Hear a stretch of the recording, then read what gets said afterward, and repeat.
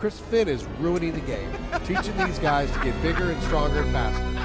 And we're going to blame him. Mr. Fantastic, Mr. Bombastic, it doesn't get old. Welcome to the Golf Fitness Bomb Squad. My name's Chris Finn. I'm your host, as always, and today we got a special guest with us, three-time tour winner, fitness, probably the smartest fitness guy on tour. I know. Didn't say a lot. Scott Stallings is with me today. Scott, welcome to the Bomb Squad, man. Excited to have you here. Yeah, thank you guys for having me as well. Yeah, man. So it's fun. To your point, have lots of golfers, instructors on, and it's not a high bar, I guess, to be the fittest guy in golf, relative to other sports necessarily out there. But we'll get into how you got there and all that. But I mean, you are definitely known as, massive transformation. Obviously, you got a marathon coming up now. Very few guys on tour, I think, that can say they're doing that. But we'll obviously get to all that. But before we do, for anyone who doesn't know your story, like, if you wouldn't mind just give everyone just kind of quick, 10,000 foot view, how you got to the tour, what it was like for you, and we'll just kind of go from there. Yeah, the fittest on tour definitely took a hit last week with Ryan Gerard's comments about holding the umbrella. That was tough. Actually, it's funny. We trained Ryan since he was 12 here. That one was kind of a funny one for us. I was sent like that video like 100 times. He's like, you have to get back on tour. Yeah.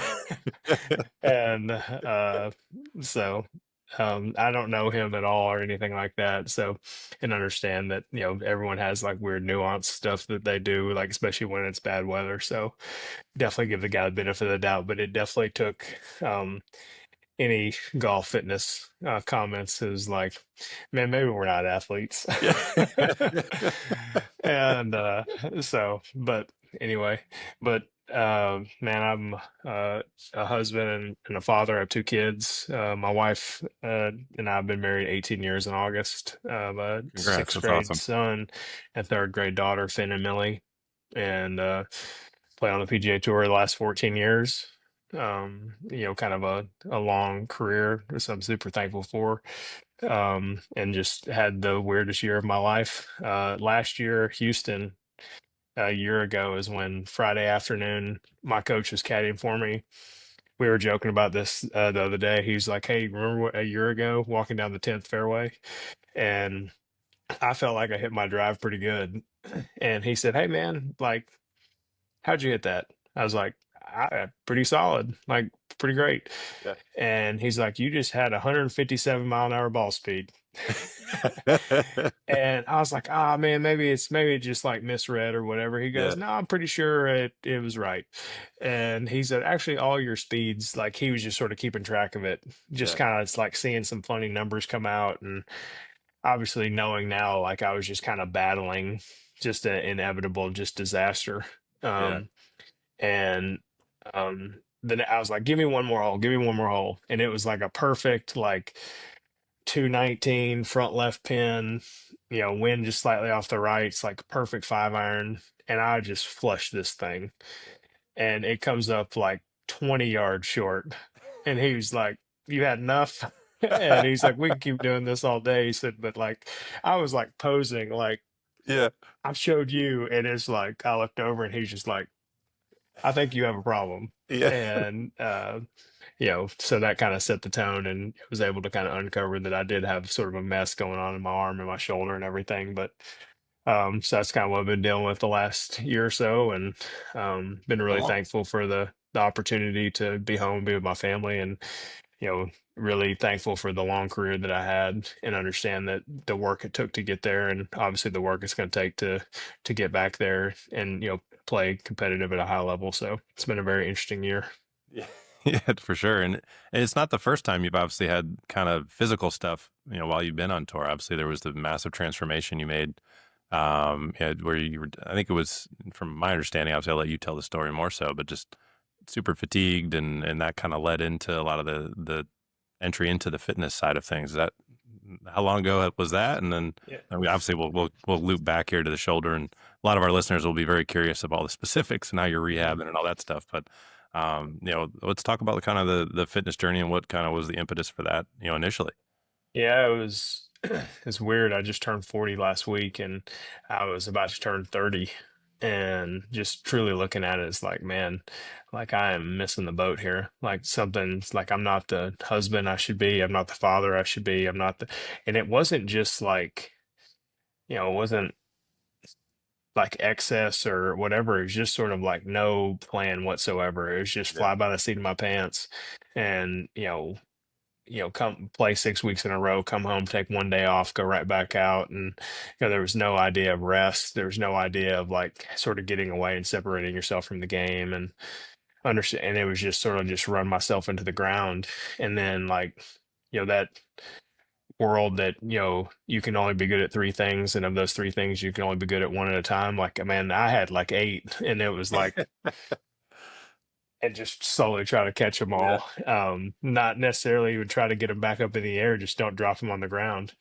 And I sort of started asking some questions and truly tried to figure out like what that looked like. And man, it was like there's no. I mean, I had some scary stuff kind of at the beginning, doing some blood tests and different things like that to try to really make sure there wasn't anything like crazy wrong. And ultimately found out that I had just sort of opened up Pandora's box of all these like little like either small like decisions or lifestyle things as far as sleep, diet, nutrition, training, hydration, recovery, like just countless things, and I was just sucked at all of them. Yeah. Pretty much that's the easiest way to say it. And The ceiling probably was high. yeah, probably yes, the floor was infinity and the ceiling was nowhere to be seen. We were just trying to get back to base and we didn't even know where that was. But I had my trainer, PT, truly one of my closest friends on earth, Adam Curley, he's seen every variation of me possible. Um, from, very, very first, coming in once a week to like, hey man, I think you're training too much to, you know, every variation and he's sort of been with me the last 10 plus years on tour. And now kind of this past season it's weird, I was like, man, I actually get to see you work a little bit, even though that he's probably one of the main reasons why I've been able to play as long as I have. Yeah. Now like he's in charge of like the PT and the Yeah. recovery. I have some great people helping me in Knoxville. I'm actually in one of the guys' offices. These are his kids' Oh, that's drawings right awesome. beside. I just finished my PT this morning. um but I mean, he was the first person I was like, man, I need some help. I don't know what this looks like. And next thing you know, I never looked at a food label in my life. Um, we spent like 3 hours at a Whole Foods in Santa Monica, and I was like, God, if this is it, I don't know if I'd have been like, I've been a part of the grocery store I didn't even know existed. I'd never been in a Whole Foods in my life.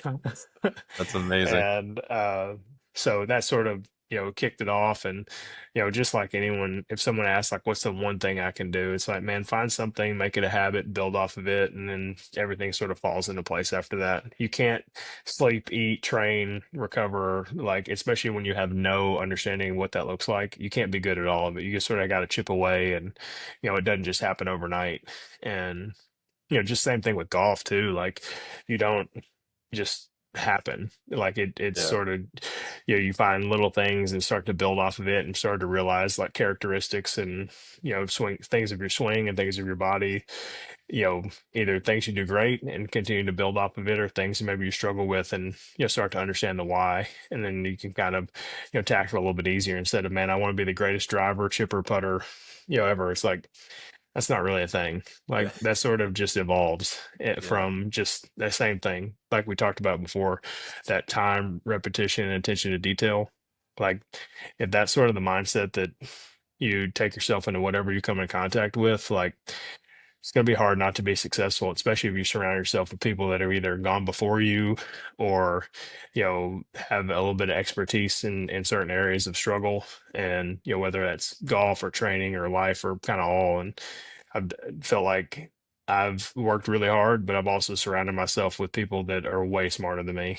And I just ask them just relentless questions. Some with with good intention, and some just based off pure ignorance as far as like, man, am I headed down the right path here? And um, I remember when I sat with the guys, when I started this idea in October that I was going to run the Boston Marathon. I remember sitting with Adam and our good buddy Dr. Kevin Sprouse, who's always been a huge part of this whole injury process and Yeah. recovery and everything. And I said, "Man, I think I'm gonna run a marathon." And they just both looked at me like we knew it was going to be something, we just didn't know what it was. Marathon wasn't We on the like board yet. we knew when your doctor was starting to give you your hitting progression, and Yeah. when you're like what he thought it was going to take to really return to playing with the best players in the world. We knew you were going to do something. We just didn't know Didn't know what exactly it would this be. sort of Yeah. he's like this sort of fell into the range of what we Yeah. thought. That's So, hilarious. Well, and I think but what your point of surrounding yourself with smarter people. I mean, and honestly, I always find that the smart ones do that. There's a humility and just humbleness about people that like. I want to be the dumbest guy in the room. I want to learn from people who know more than me. Otherwise, I'm not growing. And what's the point? And Mhm. obviously, you make the switch. It sounds like early 30s, and I had mid 30. I had open heart surgery, so I had a similar kind of like change in life and Mhm. perspective as I'm sure you did. What, for you as specifically, like obviously in the nutrition side and introduction to whole foods and what do these labels mean? What sort of extra, I mean, did you just kind of like slowly get into the exercise side of things? Did you just jump right in? I mean, how did you kind of manage that progression while still playing and handling, obviously as your body changed, I'm sure your game changed and Mm. like Yeah, what was that like for you? that was a weird scenario because it wasn't like I'd just like take a year off and be like, "Hey, let me sort this out Yeah. and Yeah, come exactly. back." I mean, I was still doing it while I was playing, and I think any person that does something at a high level is like, "Oh, I can handle all this," like, and then next thing you know, you lose 50 pounds and all the stuff that was happening and all that is like the evolution of 2015, 2016, and sort of building off on the other side of that was pretty wild. And I mean the training stuff, I remember my very first workout with Adam. It was 25 single skip jump ropes, 3x5 YTW TRX, and then like a honestly running would be an embarrassing terminology of what this was, but what's that Anchorman jogging or Yeah. whatever he was saying? That's pretty much Yeah. what I did. I mean, it was a poor effort to say the least. And then it was like some med ball slam thing, and I was like, oh gosh, I'm exhausted. And then sort of in there. But it was in my mind, I'm like, "God, I'm killing it." And now looking at it now, like, I mean, Like I that's do like a more of warm that up. before I Yeah. warm up to play on tour, like Yeah, in exactly. the like, and so, but everybody's got to start somewhere. And I mean, I am the first person. I will never pass judgment as far as someone trying to find the best version of themselves. And Yeah. I was just super thankful that I had people come along and just kind of point me in the right direction, sort of protect me from myself, and put me in this spot of where truly I understood like what led to what, and kind of following along the progression as far as how some decision can help the short term, and some decision might have short term benefits but long term, and just really understanding what that looks like, and longevity, and everything. This like just like I said, I turned 40 last week, and I mean I truly, you hear people say that I feel better at 40 and do at 30, like I'm the poster child. Like, Actually do, yeah. I mean, like I did some of my training runs this morning, and it was like, I mean, literally I'd had a heart attack at 30 if I did Yeah, some of right. the stuff that I'm doing at 40. And just understanding that, it doesn't have to be this big daunting, like drastic change. Like you need sustainable change. And, it's always said it doesn't just happen overnight. And I mean, I'm just a perfect example of just slowly, slowly but surely chipping away, and making a plan that you can wake up and make it part of a habit. Yeah, I mean, that's brilliant. I mean, that's the stacking bunches of little wins, having them snowball Mhm. and as I think there's a lot of guys listening who are either starting, it's similar, 40, 50, 60. We have some guys at an 80 that are like, I just want to play another 5 years. Like, how do I get there? Mhm. And so they're starting fitness journeys like you did. What would be some insights you could give them for you, that you experienced as you were starting that and how it will impact their golf game and whether words of encouragement of it'll get better, or like, hey, be ready because this is going to be pretty cool. As this stuff changed. How would you relate your experience? To kind of help those guys.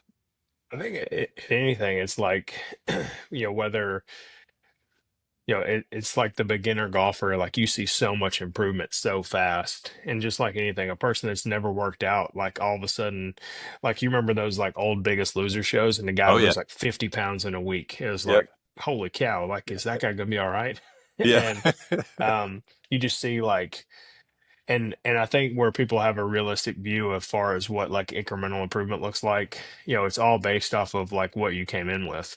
Right. Like that guy's a 30 handicap that, grips it upside down, Yeah. and, his club face is, backwards, Yeah. and, at waist high. And it's like, I mean, okay, 30, man, we could 30 probably handicap, make 30 handicap with a backwards club's pretty good. yeah, but just you know what I mean, I know like exactly what you that's mean. not going Yeah. to be very hard to fix that guy. No. But then Yeah. you see like that, scratch golfer, that's got like 100-mile-an-hour club head speed, and then all of a sudden, like you take that guy from 100 to 105, or to like, man, like 110, like Yeah. that guy's whole life changes. Yeah. Even if he's got the skill to be a scratch golfer at that low of a club head speed, man, like you just start to realize of what that, like the level it's going to take that guy at a much higher skill set than the guy at a 30. It's going to look like one guy's working way harder than the other, even though it's just what they walked in the door with. And the same thing in 100%. fitness too. Like, I mean, I got this wild bunch of dudes that work out at my house every single day, and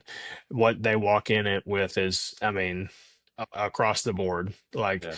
super, super fit, first time they worked out in a long time, and, sort of everywhere in between. And um, I think just seeing the way that, guys consistently, make themselves available to put themselves in uncomfortable situations, whether golf, fitness, life, whatever, I mean, all those rules apply. And having a realistic view, a really good goal. But the more and more way, I feel like sometimes people just, short themselves big time when they make, hey, I'm going to do this. And then all of a sudden it happens. It's like, I never got past this in my mind. Yeah.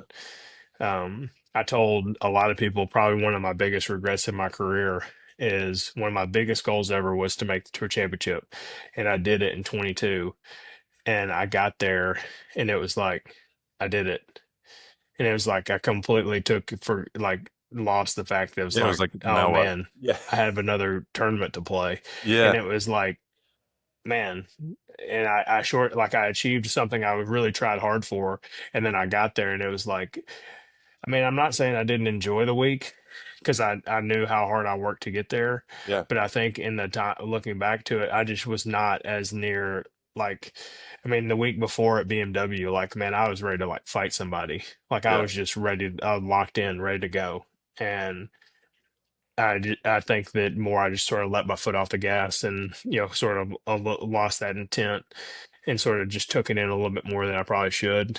Yeah. And I think that you see that a lot. It's like, oh, I want to, you know, I had one guy that came into the gym. He's like, man, I need to start building, I need to lose some weight. I need to do this. I need to do that.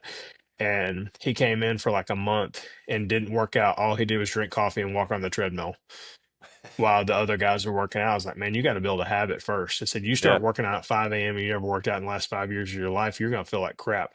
I Yeah. said, but start to build the habit, understand what it's like to wake up early, start to move your body around.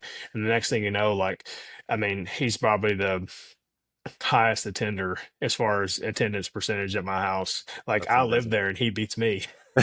That's And amazing. yeah, so I I did, haven't been in there with them as much as I normally am. One with my arm, and one shoulder, now yeah. I spend most of my time running currently. So Yeah. I'll be back in after April and Yeah. get back in there. But I'll get these random texts about 5:45 in the morning. It's like, we see you in there Yeah, at my right. house. And Yeah, so, that's funny. but Well, what I think you bring up an important point of like just mindset, and there's I forget where I heard it, but there's behind the mountain you can see there's another mountain that you can't see right now, but once you climb that mountain, to your point on the tour championship, you got there, and then but like weren't prepared for the next mountain. I think I see guys do that all the time on the fitness side. They're initially they come in, they're like, hey, I just want my back pain to get rid of my back pain. And then you're like, okay, got rid of your back pain. Then they're like, well, what now? And I'm like, well, you want distance? You want, what do you want? Like the options are endless, but I think it's such a common human thing where you just think of what is that one thing I can see, and just not thinking beyond that. I think that's such a common thing to bring to light. But um, I'm curious, Scott, when as the body was transforming, did you see like different, like did your swing change? Did your swing speed change? Did you see changes in your performance that like you had to adapt for? I know we had a guy that was having shoulder issues, and like he started seeing all of a sudden his path started going left because he was swinging steeper because his trail shoulder was tighter. Or like, Mhm. yeah, you hear stories about guys where they kind of will make a body change and they'll see impacts. Did you see any of that? I felt like I could do a little bit more with a little bit less. Uh-huh. Um, I guess that's the easiest way to say. Um, I think there's a bunch of pattern stuff. When you're big and heavy and don't move well, like you sort of like hit flat footed and Yeah, just like a bunch of throw, like a big kind of steep timing hold off was kind of yeah, the easiest way to say it. And um, so I think as I was able to move and turn more, like I still sort of diverted into that kind of old pattern that was hmm, sort of ingrained my whole life yeah, and sort of halfway stuck in between, which is probably not a great place to be. yeah, Um, but definitely really felt like, the last few years had really started to kind of own what I did. hmm, I've always been a really good iron player, kind of really out of the middle of the bag. Anytime I can mash the ground, I've tend to be pretty successful. right, Kind of, if I sort of said if I drove it decent, I was going to have a chance. hmm, And that's sort of been the good, bad, and indifferent part of my game. But that's sort of pattern related too. So as I'm away from the game a little bit and to have a chance to really sort of reset some of that stuff, yeah, especially with a completely repaired lead shoulder, it's like, man, I'm gonna have a ability to really crank on it. I mean, yeah. now, like, so much of the stuff, we did all the traditional rehab from shoulder, and now it's really strengthening and getting used to a new motor pattern as my bicep tendons I under say my what? armpit now. Yeah, I say, what did you have done? What was the injury? So I, And I I tore my completely tore my labrum and my bicep tendon, on the inside. yeah, The um or sorry, that I'm trying to my camera's backwards. yeah, So yeah, this bicep tendon tore off the top where the yeah, attaches in the labrum, and um so I did it at the fifth hole of the Players. I was outside of the fairway bunker, kind of in the grass, hitting up against, and ball comes out, club just full extension, kind of waist high yeah. at kind of an awkward angle, and just absolutely smoked the lip of the bunker and Oh, the grass lip, and just wrecked my arm, yeah, for sure. and just full extension, everything Oh, away like from you, and super just vulnerable. Yeah. shoulders up, pops, and then my elbow hyperextended, and my ulnar nerve popped out, Oh, which was that's not pleasant.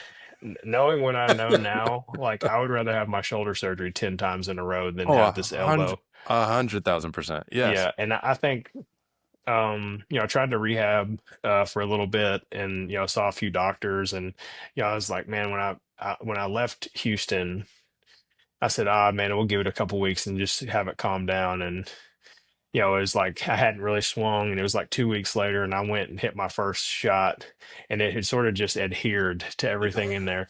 And I went and hit this lob wedge, and it went literally like further right than it did straight, and my shoulder just would drop. Uh, And so ended up having a great surgeon, Dr. Krimchek, up in Cincinnati, and does a lot of shoulders and elbows in mhm. baseball. And I had a couple friends that had seen him, and he was awesome, and he's a golfer too, which Yep. was very helpful. And he was just very adamant, like, "Hey, like we know your elbows, but we think that there's a chance that if your shoulder, gets back in the proper position, it might pull your nerve back in, right in the groove where it's supposed to be." And man, it didn't. Oh no. I had a transposition in November, Okay. and to be honest, that was by far the most difficult part of the process, just because any person in health, wellness, PT, training, doctor, whatever, you start dealing with the nerve, especially with the lead hand.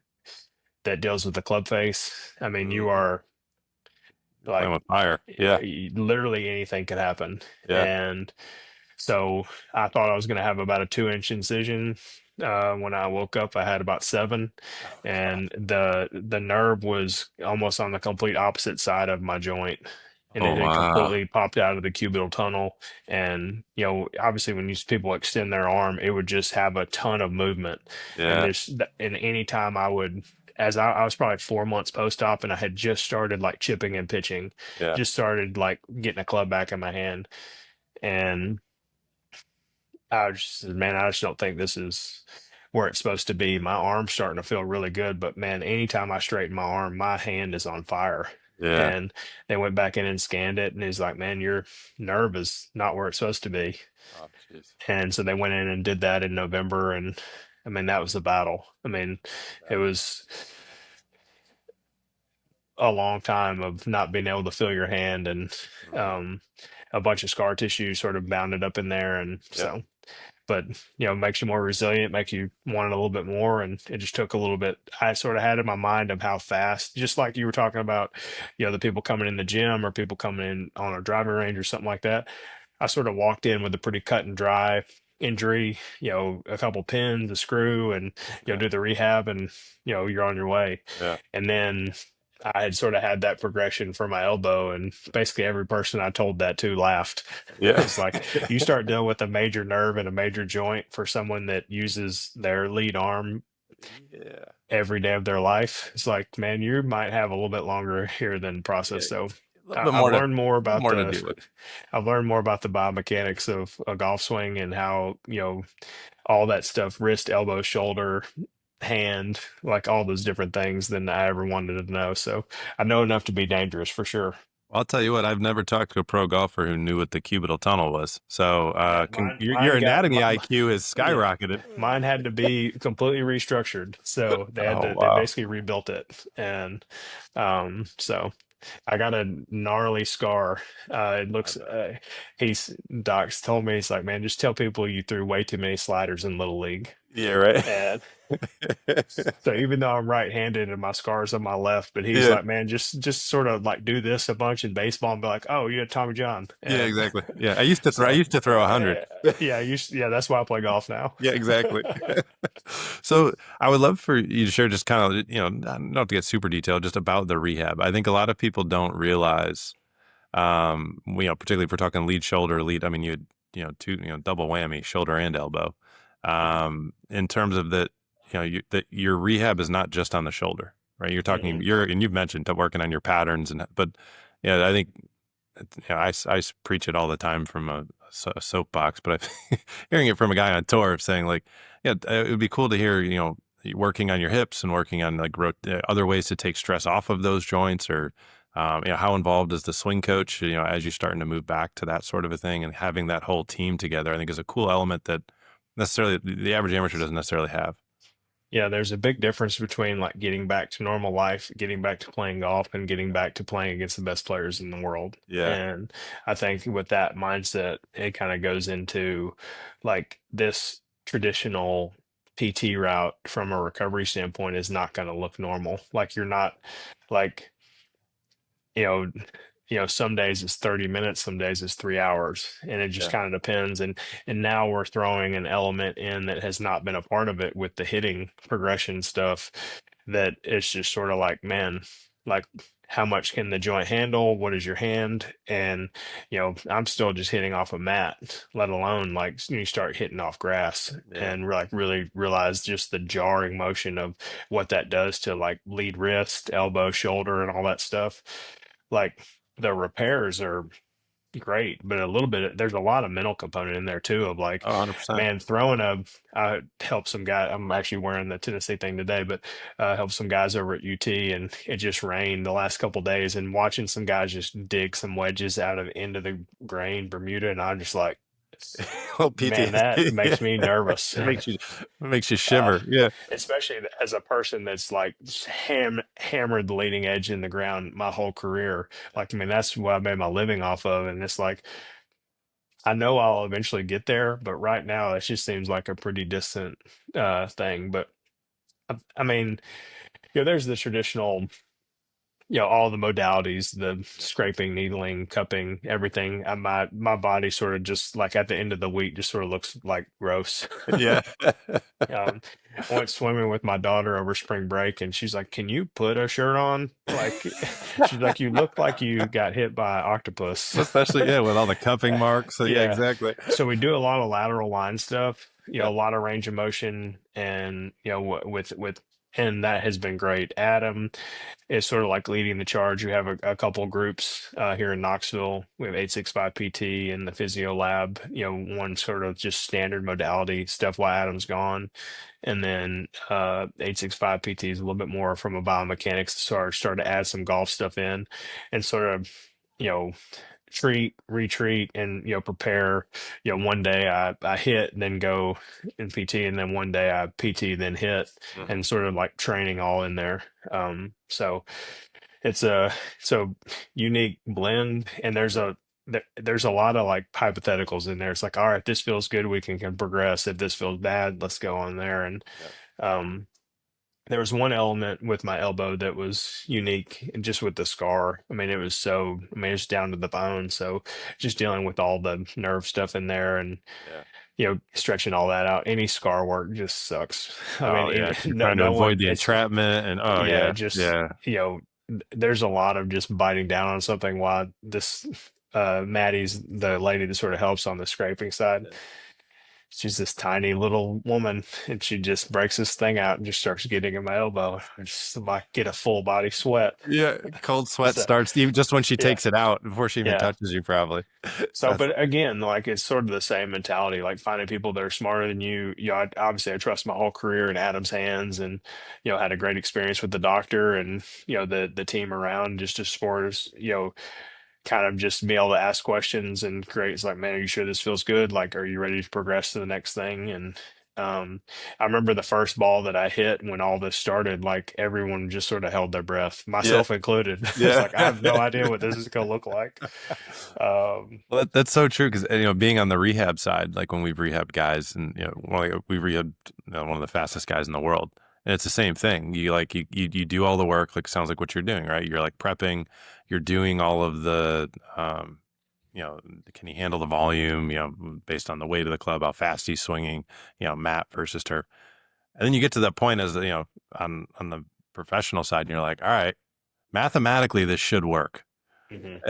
And then the athlete goes and hits, and to your point, everyone on the medical side is literally like, I hope we didn't screw this up, I hope we didn't Mhm. screw, and then like you'll hit, and I don't know if you saw it, but like we're always like, good, no.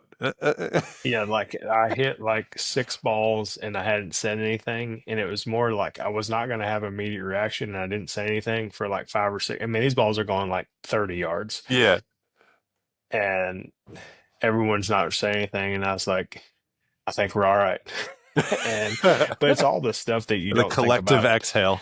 Like I hadn't thought about a ball count or the number of balls that I hit my Hmm. entire life. And next thing you know, you're like, if you'd have told me that like 30 balls would seem like a successful day, I was like, 30 balls doesn't seem like I've done anything. But Yeah. realizing like what going over the course of like 8, 9 months of not doing it, and having, pretty significant joint surgery, and realizing like just the reaction in this front like lead forearm, Yeah. like it feels like I have two forearm bones right Yeah. here, just in just the tightness of what that, Hmm. just the reaction of like when it goes and wants to hit down the turf. And I've always been a real strong face guy, Yeah. and so that thing is coming in like this Yeah. Exactly. and mashing down in.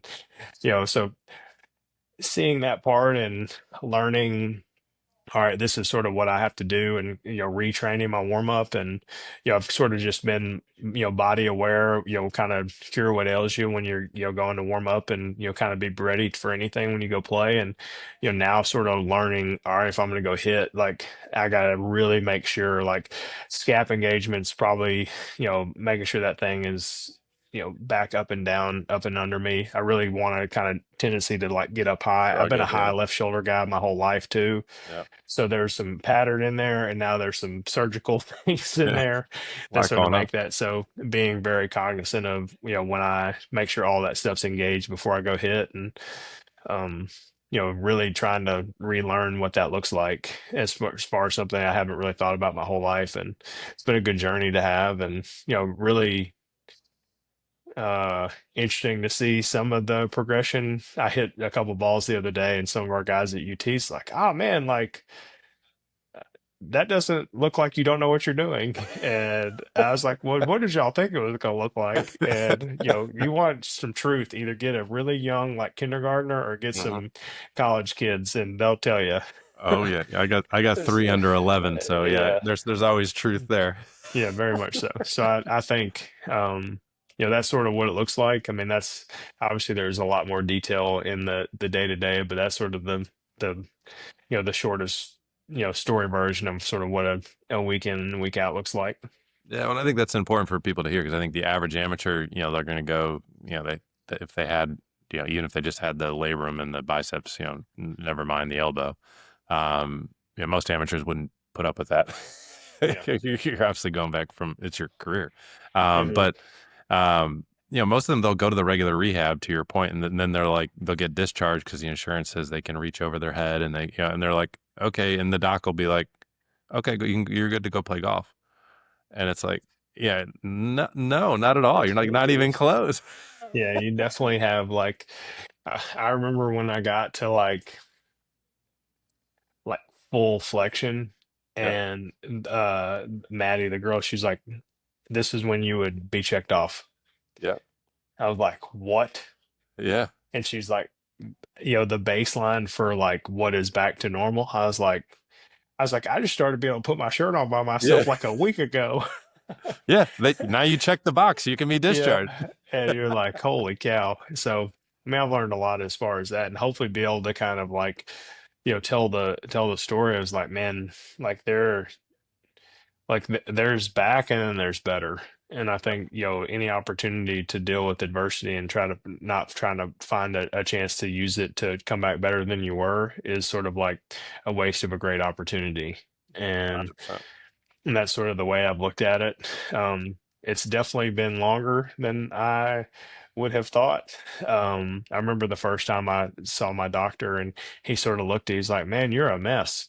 And he's like, you did this playing golf? And I showed him how I did it. And he's like, yeah, Yeah, I can yeah, see that. that makes sense.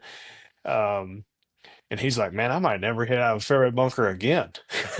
And, um, So, but I think just learning, kind of all the way through and kind of seeing what that looked like has definitely made me realize like truly how much I love the game, Mhm. and how much I'm thankful for the opportunity I had to play as long as I have. And there's still some fire in there to come back, but really utilize the opportunity to come back really ready to play, and use the time away to build up and as best I possibly can, and come back ready to go. Yeah, for sure. And you probably didn't even realize it, but when you mentioned, the word longevity, and that's such a important word for guys over 40, but particularly like 50s and over. Hmm. 40s kind of like that. And I call that the bridge years. We look at all of our Hmm. data. 41 tends to be in golf when stuff kind of falls off the cliff. Hmm. But when you're mentioning the longevity and you're sharing with people, and educating like what it does actually take to get back to golf after surgery. It's not when the insurance company says, okay, you're good. And that Hmm. there is a lot more to do to it. And because unfortunately, what we end up seeing is we see the guys who get checked off, they get discharged, they go play golf, and then they re-injure themselves. Hmm. Or they're like shocked that they can't hit the ball as far as they used to. And I thought my shoulder was fixed. It's like, well, Yeah, yeah, the insurance told me that, hey, at full flexion, or yeah, whatever it is, yeah, whatever that range motion, ever. And I remember that was kind of the one thing I had some of the biggest trouble with. I mean, I was in that brace for almost 10 weeks, yeah, and I mean, nothing was really moving yeah, very well, and just kind of dealing with all that. And just it was funny seeing as like this would be the point where they tell me I could go play, yeah, and she's like, almost like we would tell you just to like, hey man, go on the course and figure it out. It was yeah. Just like, ease into it. like I feel like we're a long way away from that. Yeah, exactly. And so, But I but know it's that's important for you to for people to hear, and especially from a guy like yourself on tour, top players in the world. Like there is more to it, and I think unfortunately there's in the insurance world, it's like, oh, that's all we can do for you. Best of luck. Mhm. And that there is more that you can do. But Scott, don't want to take all your time. I know you're busy, and but I appreciate you coming on the show today. And for people that that are listening, is there kind of like a final piece of advice you could give them, particularly for that guy that's looking for more longevity, just wants to loves playing the game and dealing with body breaking down? Mhm. I'd say two things. If you ask any of my guys or whatever other help at UT, um, I would say not a matter of if but when. Like that goes for everything. Can Yeah, be applied to everything. Um, hey, did you train today? It's like, yeah, like yeah, I did. yeah, Like that's just part of my day. yeah, And then why guess when you can know? yeah. And ignorance is not an excuse. And there's a lot of things that whether it's you need somebody to come alongside you and help you open up that scary closet that maybe not scary but you don't really know, Hmm. whether, and that applies to everything, life, golf, whatever. We had one guy last year, and literally probably one of the worst chippers I have ever seen on planet Earth. Oh wow. Literally, I mean, waist high, almost face pointing at the ground. Oh wow. And now he's top 40 in the world wagger. And Wow. literally, like, came alongside and was like, "Man, it's not as scary as you think it is." But Yeah. until you actually open the door and realize, like, there actually is like light in there. Hmm. And I think that's where just making yourself a little bit more vulnerable and finding people that are better than you. And I actually had a chance to practice with him this morning, and I was just like, "Holy cow, man!" Like the difference in what he was capable of in November to come now in March a year later is just truly mind blowing. That's Of amazing. just seeing of him just incrementally chipping away and finding that. So, well, I guess when you can know, and not a matter of if but when. That's amazing. Wise words from a wise Yeah. man who's been through a little I bit. guess, I guess, I guess I do. Wise words from a man who I do surrounds hold my himself with umbrella wise men. when it's Yeah, raining. there you go. Oh, that's awesome. I still have to text Ryan to give him a hard time about that. But Scott, I can't thank you so much for coming on. What if people want to follow you, what's the best place for them to kind of keep up with you and just your road to recovery and when you're back up on tour? I guess social media, Instagram, and I feel I struggle calling it X. I mean, Yeah, I I'm kind still of the old, Twitter is but still, yeah, I'm stuff right there like with you. that. We got some I cool. turned 40 in a couple months. I'm right there with you. Yeah, yeah, we got some cool stuff coming out with some of my sponsors starting to build back. The marathons in 3 weeks, so we have some cool things coming up with that. Cool. Kind of how I've utilized just training for something I knew nothing about, and Yeah. how I've learned just a lot as far as building me back to playing again. So, been pretty cool. Cool. All right. We'll make sure we put all that in the show notes for everybody. And Scott, thanks so much for hanging out with me here today, and everyone else listening. Thanks so much for hanging out with me here on the Golf Fitness Bomb Squad. And we'll catch you on the next episode. Thanks, guys. All righty. Perfect. Thanks, Scott, man. That was awesome. Yeah, man. Anytime. I appreciate it.